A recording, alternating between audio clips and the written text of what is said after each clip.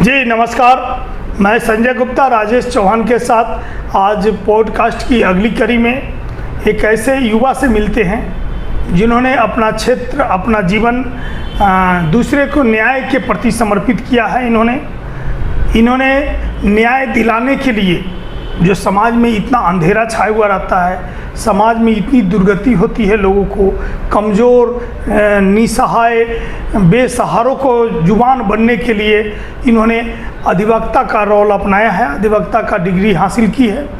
आज हम समय न गंवाते हुए ऐसे शख्स से मिलते हैं जो जिला बार एसोसिएशन के सदस्य हैं, शिवहर व्यवहार न्यायालय में अपना प्रैक्टिस करते हैं। इन्होंने अपने एक छोटे से काल में कम से कम सैकड़ों मामलों का पैरवी कर रहे हैं, पक्ष विपक्ष सबको लेकर चलते हैं।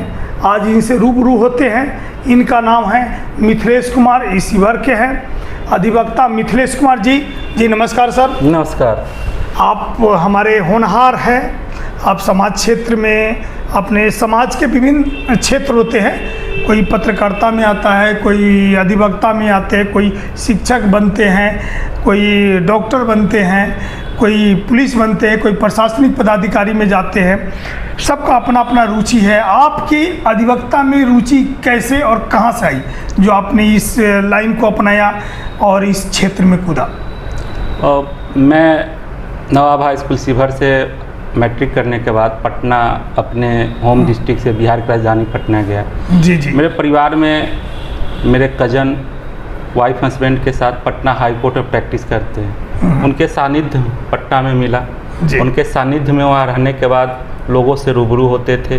कानूनी विषय पे, संविधान पे, भारतीय साक्ष्य अधिनियम, भारतीय दंड संहिता, भारतीय दंड प्रक्रिया संहिता, transfer and property act, contract आदि विषयों पर जब फ्री में हम लोग बैठते थे, फुर्सत में जब हाई कोर्ट से भाई साहब आते थे तो उनसे प्रेरणा मिली। लगातार टॉपिक पे बात होते रहा।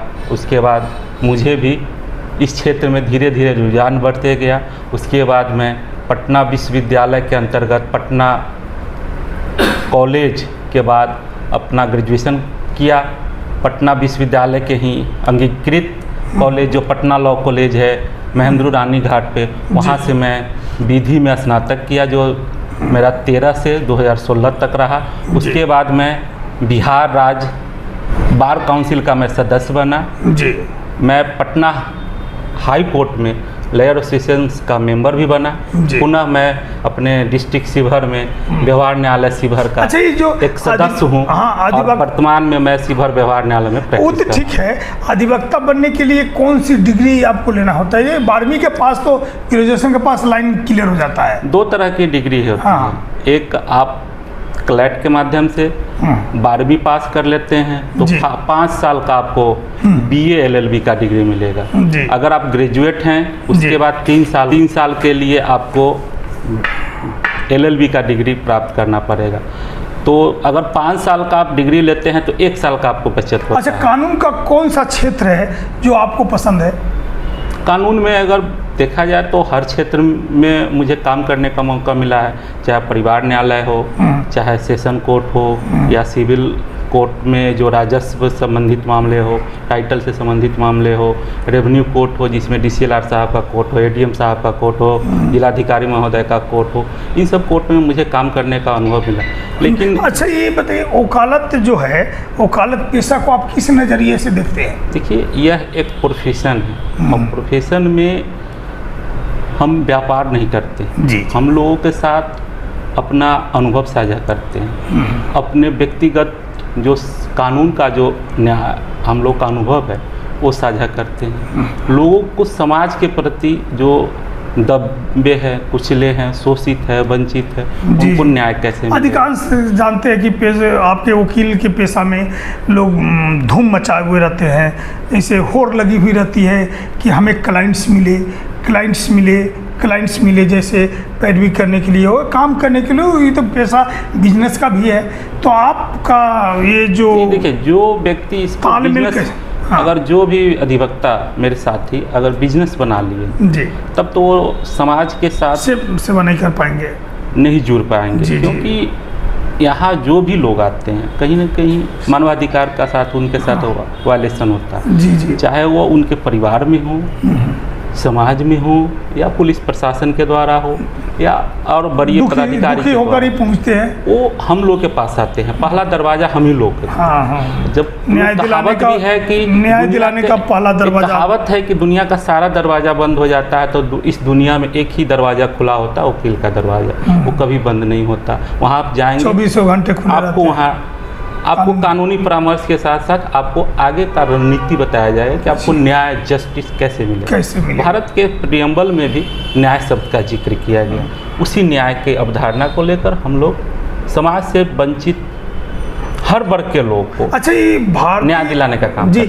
भारत में ये इतना संहिता है, जैसे वो 302, 504, कितने क्या है, इसको लंबी चौड़ी है। जैसे 302 हो गया, 379 हो गया। ये जो इतनी धारा आपको याद रहता है, देखिए इस पर बहस करने में आपकी अब कहा जाए तो पुराने एक्ट जो था, जो 2023 में भारतीय न्याय संहिता बनने से पहले भारतीय दंड संहिता थी, उसी कानून को जो अभी हमारे यहाँ सत्ताधारी कैबिनेट में भारत सरकार की सरकार हो, उसी सेक्शन को ही हेरा फेरी कर अलग अलग वो तो होता रहता है बना दिए हैं। लेकिन वो धारा हम लोगों के जुबान पे आज भी है। सर 302 है मर्डर से संबंधित मामला है। 307 है किसी व्यक्ति को अगर इंजर्ड होता है और वाइटल पार्ट पे होता है, इसी कारण से वो मृत्यु नहीं हो पाती है, उसमें लगता है। 379 की धारा है चोरी के लिए, गंभीर है, उसमें बेल भी नहीं होता है ना। 307 में बेल होता है, ऐसा नहीं है कि बेल नहीं होता। 302 में भी, जिस मर्डर में भी बेल होता है। लेकिन आपका पक्ष मजबूत होना चाहिए, आपके खिलाफ साक्ष्य, पार्टिकुलर एलिगेशन नहीं होना चाहिए। अगर एलिगेशन है तो अगर सिविल कोर्ट से आपको नहीं मिलता है, जिला न्यायालय से नहीं मिलता है, सेशन न्यायालय से नहीं मिलता, इसके लिए अपर कोर्ट है, हाई कोर्ट में जाइए, सुप्रीम कोर्ट। बेल तो मिलेगा लेकिन कंडीशनल है। बेल राइट नहीं है, विवेकाधिकार है। जजों की विवेकाधिकार पर निर्भर करता है। जी जी जी। उनको किस तरीके से आप मोटिवेट करेंगे, उनको लॉ दिखाएंगे। जस्टिस कृष्णा अय्यर ने कहा भी है जी, bail is right, jail is exception. अगर उसमें कुछ संभावना है तो व्यक्ति को बेल देना चाहिए, क्योंकि व्यक्ति का राइट्स जो होता है फंडामेंटल राइट से जुड़ा होता है। जी जी जी। किसी व्यक्ति को बंदी बनाकर आप कितने नहीं, उसके फंडामेंटल राइट को आप ब्रीच करते हैं। जी जी। उसको बंधक बना के रखते हैं।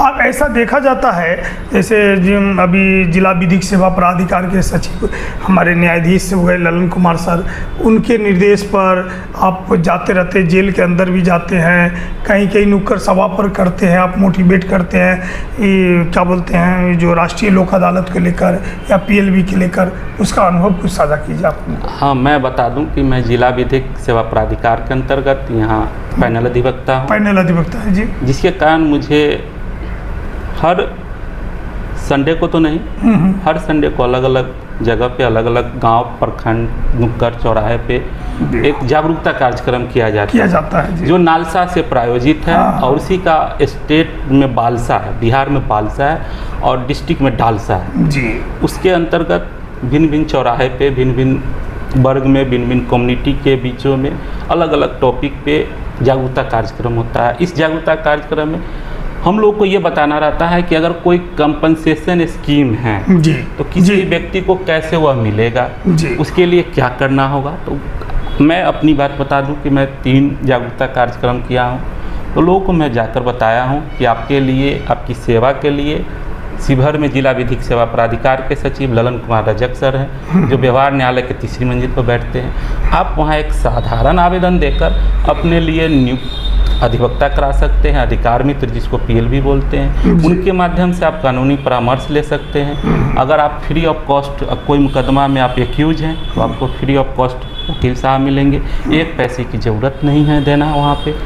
अगर कोई सुलहनीय मामला है तो आप बिना वकील रखे किसी भी मामले को कैसे द्रुत गति से, तीव्र गति से लोक अदालत के माध्यम से निपटारा कैसे करा सकते हैं। हम लोगों ने देखा है आपका आगामी राष्ट्रीय लोक अदालत के संबंध में भी जानकारी देते हैं कि कैसे मुकदमा का निर्धारण होगा। अगर कोई दुर्घटना में किसी व्यक्ति की मृत्यु हो गई, आगजनी में हो गया, या कोई कामगार है जो अनऑर्गेनाइज सेक्टर में काम करता है या सीनियर सिटीजन है, उनको नालसा द्वारा प्रायोजित स्कीम का लाभ कैसे मिलेगा, उसके लिए हम लोग फ्री में वकील भी मुहैया कराते हैं। आवेदन लिखने के लिए कोई भी शुल्क नहीं देना होता, ये डालसा सीवर के द्वारा। अच्छा सर, एक समस्या बहुत हमको हमारे मन में खूज रहा है, जैसे आप न्यायालय में जाते हैं, आपके कई कोर्ट के आपके पास पैरवी होता है, बेल कराना है या उसी समय हाजिरी होता है। जैसे डिस्ट्रिक्ट जज के यहाँ आप अभी 11:10 पर आप बहस के लिए तैयार है, उसी समय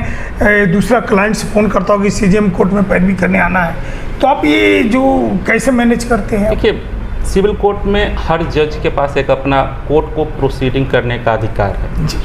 तो जिला न्यायालय में जो हमारे वर्तमान डिस्ट्रिक्ट जज साहब है, उनके यहाँ बेल की सुनवाई मॉर्निंग कोर्ट होने के कारण 8 बजे से होता है जी। और डे कोर्ट है तो 11 बजे से होता है जी। बेल की सुनवाई के बाद ही हर कोर्ट में अलग अलग टाइम पे अलग अलग बेल का समय निर्धारण तो है। क्लाइंट्स तो इस समय छटपटाता है ना? नहीं, सारे क्लाइंट को हम लोग कोर्ट में जाने से पहले कन्विंस करते हैं आप कि हाँ, आपका इतने बजे का टाइमिंग है, आपका इतने बजे का टाइमिंग है, आपका मूव मैटर है तो सेकेंड हाफ में होगा। सिविल, जैसे कि सिविल का काम है तो सिविल का मॉर्निंग में 10 बजे के बाद होता है और डे में आपको 1 बजे के बाद होता है।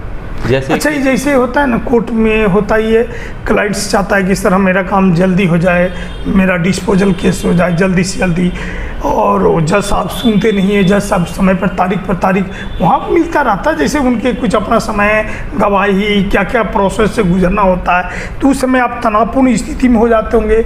उस समय तंग समय में जो समय सीमा होता है उससे आप कैसे निपटते हैं?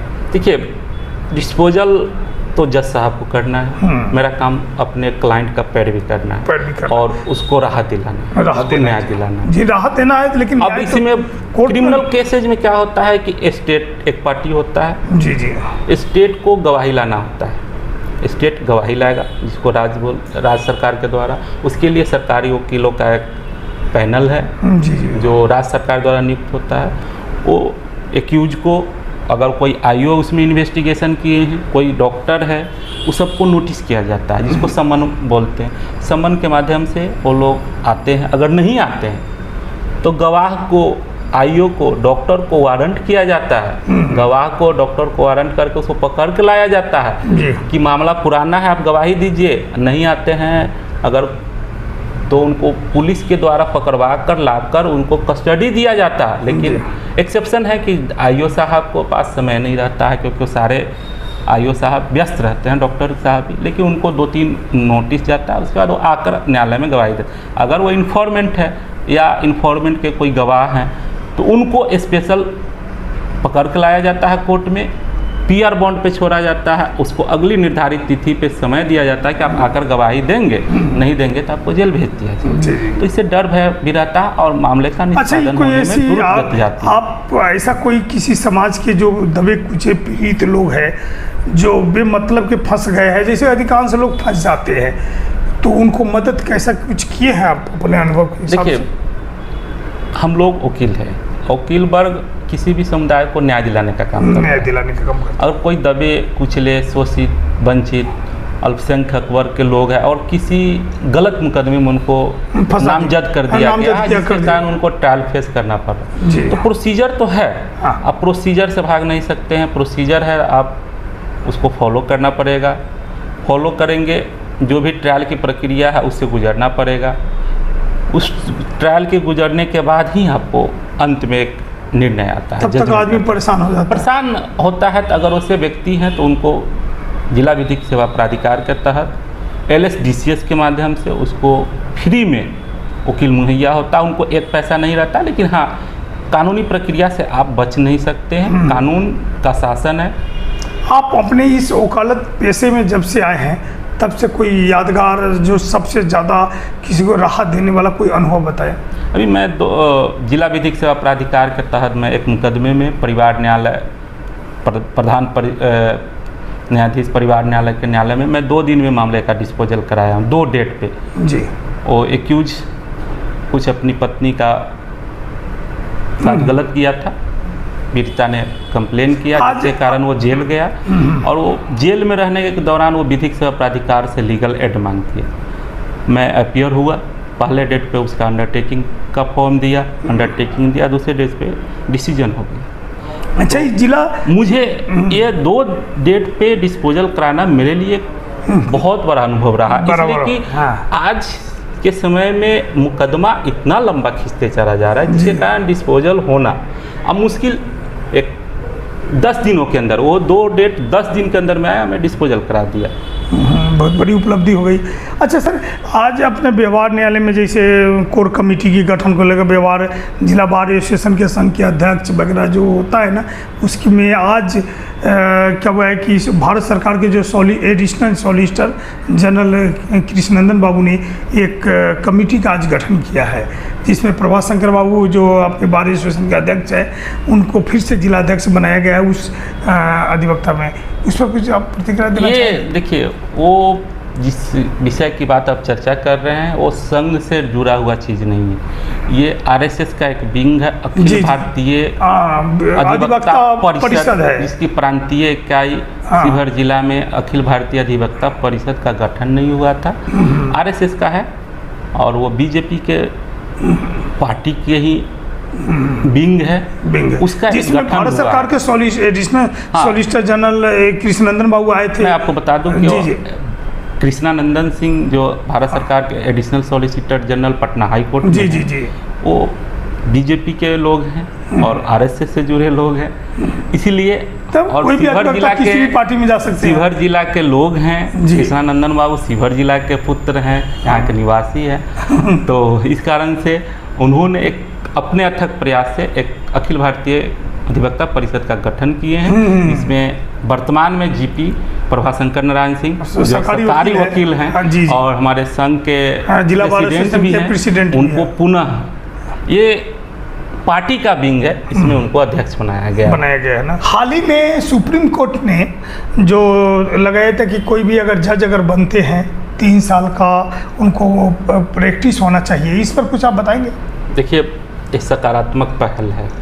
मैं आपको विस्तार से बताऊंगा तो लंबा समय लगेगा। अच्छा ठीक है मैं सर, शॉर्ट में ही बताना एक मिनट सर, और इसमें हर आदमी की इच्छा होती है कि मैं अधिवक्ता रहूँगा, अधिवक्ता से पीपी बनूँ, पीपी से जीपी बनूँ वगैरह वगैरह, जैसे हम कोई कोर्ट का जज बनूँ, जैसे कई शिवहर के एक अधिवक्ता थे, क्या बोलते थे, आनंद सिंह, जो उसके बाद आज डिस्ट्रिक्ट जज बने हुए हैं वहाँ के कई बार, तो इसके बारे में कुछ बताया जाए। देखिए, आपका पहला प्रश्न है कि सुप्रीम कोर्ट का फैसला जी सकारात्मक पहल है जी, क्योंकि आजकल लॉ ग्रेजुएट जो हैं जी, लॉ ग्रेजुएट होने के बाद डायरेक्ट एग्जाम की तैयारी करते हैं और जज बन जाते हैं। उनमें व्यवहारिक चीज़ों की कमी रहती है जी, कभी कोर्ट में प्रैक्टिस नहीं किए रहते हैं, जिसके कारण वो न खाता खेसरा समझ पाते हैं, न बास्केट पर्चा समझ पाते हैं। मैं अपना अनुभव कर रहा हूँ जी, बिल्कुल राइट बात है। हाँ। जिसके कारण वो सिविल मैटर में लंबा समय लग जाता है, न्याय नहीं मिल पाता और उन लोगों का प्रमोशन लगातार होते रहता है जी, वो सीख नहीं पाते हैं। लेकिन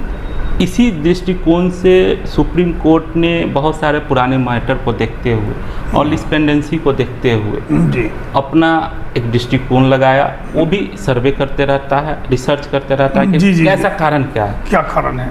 तो लोग जज तो बन जाते हैं, अदब भूल जाते हैं कोर्ट में आने के बाद। इसी दृष्टिकोण को रखते हुए नए जो भी लॉ ग्रेजुएट है, कम से कम उनको अपने संघ में जहाँ भी हो, तहसील लेवल पर हो, अनुमंडल लेवल पर हो, डिस्ट्रिक्ट लेवल पर हो, हाई कोर्ट लेवल पर हो, सुप्रीम, उनको 3 साल कोर्ट में कार्य करने के बाद ही सीनियर डिवीज़न के लिए 7 साल, जूनियर डिवीज़न के लिए 3 साल का प्रैक्टिस अनिवार्य कर दिया है। इसके बाद ही वो जज बन। इसमें क्या होगा, 3 साल वो कोर्ट में रगड़ाएंगे, प्लेंट लिखना सीखेंगे, ऑर्डर शीट पढ़ना सीखेंगे, ऑर्डर में कंप्लाइंस कैसे होता है, सम्मन सर्व कैसे होता है, गजट का प्रकाशन कैसे होता है, साक्षी का एविडेंस कैसे होता है, वो कराकर सीख कर जाएंगे। तो जब इजलास पर वो जज बन के जाएंगे तो वो सीखे रहेंगे, तो उनको ऑर्डर पास करने में कोई भी समय सीमा का निर्धारण नहीं करना होगा, डायरेक्ट करते चले जाएंगे। क्योंकि अब क्या होता है कि जज बन जाते हैं, अनुभव नहीं रहता है, एक पिटीशन हो, सब्स्टिट्यूशन का पिटीशन हो, लंबा 3 अभी मैं शिवहर में बता दूं 7 साल, 5 साल, 4 साल, 3 साल का पिटीशन पेंडिंग है लोग ऑर्डर नहीं कर पा रहे हैं। अब मुकदमा चल रहा है, डे बाई डे चल रहा है। जी जी जी। काम नहीं हो रहा है, लोगों को न्याय नहीं मिल रहा है। पिता केस किए, बेटा लड़ रहा है, पिता केस किए, पोता लड़ रहा है। ये 20 साल 25 साल एक ऐसा मामला शिवहर में है जो 1998 का है, आज भी चल रहा है शिवहर न्यायालय में। आप सोचिए 27 साल से जो मुकदमा लड़ रहा है उसमें कितनी पीढ़ियां चली गई, कितना सब्स्टिट्यूशन हुआ। जी जी जी। इस सबको अनुभव की कमी के कारण, जजों के अनुभव के कारण ऐसा किया गया, जो सकारात्मक है, स्वागत है। इसमें लड़कियां कम आएंगी, कारण का सामाजिक बंधन होते हैं रूप से उसका कुछ न कुछ बंधन रहता है। लॉ ग्रेजुएट करने के बाद उसको जॉब लेना रहता है, 3 साल प्रैक्टिस करेगी, पैसे कहाँ से हो जाएगा, परिवार ससुराल पक्ष होगा नहीं, मदद करेगा, बहुत सारा है। लेकिन हाँ, लेकिन सामाजिक दृष्टिकोण से देखा जाएगा ओवरऑल परिप्रेक्ष्य में ये समाज के लिए बहुत बढ़िया है। जो अब जो भी जज की बहाली होगा वो 3 साल प्रैक्टिस वाले जाएंगे, तो इसका और समाज को न्याय मिलेगा। अगर कल होकर मैं भी बनता हूँ तो मैं जो सीखा हूँ अपने, मेरा तो अनुभव, लेकिन जो सीखा हूँ वह अपने समाज को मैं दे दूंगा। वो समाज में पुराने मुकदमा का डिस्पोजल बहुत जल्दी अच्छा, ये लगता है कि जैसे आपने पीरी भाई, कोई किसी का प्रमोशन होता है तो आपके भी जी प्रमोशन की आकांक्षा है ना आपको? नहीं, कोई भी आदमी चाहता है कि मैं वकील हूँ तो जज बनूँ, जज हूँ तो हाई कोर्ट का जज बनूँ, सुप्रीम कोर्ट का जज बनूँ। तो मैं भी इस दिशा में कदम उठाया हूँ, मैं इंटरव्यू तक पहुँचा हूँ, और कुछ कमियाँ रही होंगी जिसके कारण मैं उस पद तक नहीं पहुँचा हूँ, लेकिन मैं प्रयासरत हूँ। और आने वाले दिन में देखिए, भगवान की इच्छा रही तो मैं उस दिशा में, जहाँ आपका सवाल था उसमें छुपा हुआ रहता है, वहाँ तक जरूर।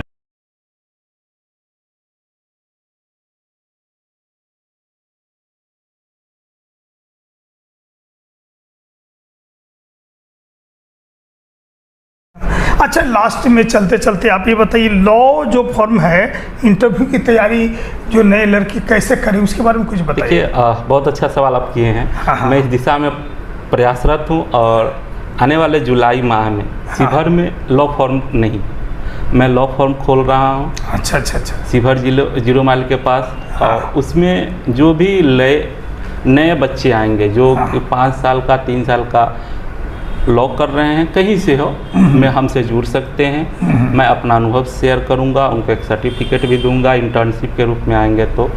उसमें कॉरपोरेट लॉ से संबंधित अगर कोई कंपनी है शिवहर से, उसको नोटिस भेजना है तो वो लॉ फॉर्म के पास जाता है। अच्छा, लास्ट में एक सवाल और, आप युवा भी है, अधिवक्ता का मत अधिवक्ता भी है, जो आप वहाँ पे क्लाइंट्स के साथ जो टेंशन में रहते हैं वो घर में शेयर करते होंगे, तो आपकी मैसेज वगैरह कुछ तनाव में नहीं रहती है? ये तो आम जन में एक अवधारणा हो गया है कि अधिवक्ता है, अधिवक्ता के पास मामला बहुत होता है। मामला बहुत होता है तो टेंशन में होते हैं ना। टेंशन में हम लोग घर में टेंशन लाते होंगे तो घर वाले क्या सोचते हैं? टेंशन तो कोर्ट में ही हम लोग छोड़ देते हैं। अच्छा, अगर टेंशन लेके फिर तो अगले दिन फोन आता रहता होगा ना बराबर के, फोन आता है, वकील साहब हमारा ये प्रॉब्लम हो गया, ये प्रॉब्लम हो गया, तो घर वाले यानी विशेषकर मिसेज आपको क्या प्रतिक्रिया? नहीं, वो आता है तो बोल देती हैं कि मैं फ़ोन पर ना, अगर रिसीव नहीं कर सके, फ़ोन आया था। हाँ, तो फिर देखते हैं तो बात कर लेते हैं कि हाँ आपका। वो नहीं कहती कि ज़्यादा टेंशन है तो अपना कोटे में रखिए। नहीं, ऐसा कोई बात नहीं, क्योंकि जीवन यापन का एक साधन भी तो मेरा पैसा है। उसी से हम लोग जुड़े हैं। देखिए, आपने कहा कि जीवन यापन का भी पेशा है अधिवक्ता, इन्होंने स्पष्ट कर दिया है कि जीवन यापन का पेशा है अधिवक्ता, लेकिन इन्होंने अधिवक्ता को एक सामाजिक कार्य में, एक विभिन्न क्षेत्रों में रहते हुए समाज के जो गरीब दबे कुचले जितने भी हैं उनको न्याय दिलाना इनका प्राथमिकता है। बस आज इतना ही पॉडकास्ट में, फिर किसी दिन अगले जनप्रतिनिधि प्रबुद्धजन सामाजिक कार्यकर्ताओं के साथ होंगे। तब तक के लिए नमस्कार। नमस्कार।